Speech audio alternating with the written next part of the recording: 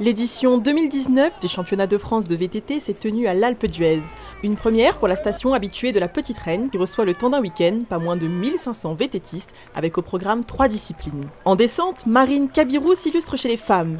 Une semaine jour pour jour après son titre de vice-championne en Coupe du Monde au jet, elle s'élance, confiante, sur un tracé escarpé et très physique, et décroche son premier titre de championne de France. Un nouveau prétendant chez les hommes également. À seulement 18 ans, Thibaut Daprela monte sur la première marche du podium. 3 km de descente sur un parcours exigeant et technique. Avec un talent indéniable en junior, il confirme lors de ce championnat sa maîtrise en élite. Il faudra désormais compter avec lui. Concentration et dextérité, les maîtres mots de l'épreuve triale. Sans surprise, c'est le double champion de France, Nicolas Vallée, qui remporte à nouveau l'épreuve.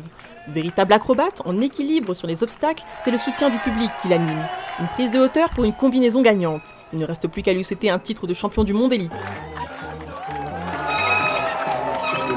Cette édition 2019 s'est clôturée par le cross-country olympique. Les meilleurs pilotes français étaient au rendez-vous sur la ligne de départ. Un parcours de 4 km qui leur aura demandé un effort physique extrême.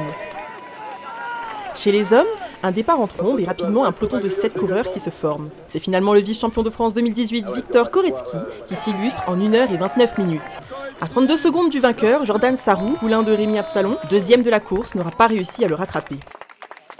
Aucun suspense chez les femmes. Dès le début, Pauline Ferrand-Prévot a imposé un rythme bien difficile à suivre pour ses concurrentes. Avec une avance de 2 minutes 49, elle réalise une course en solitaire qui lui vaut un 6e titre national. Désormais à un titre du record de Laurence Le Boucher, le maillot tricolore semble lui coller à la peau.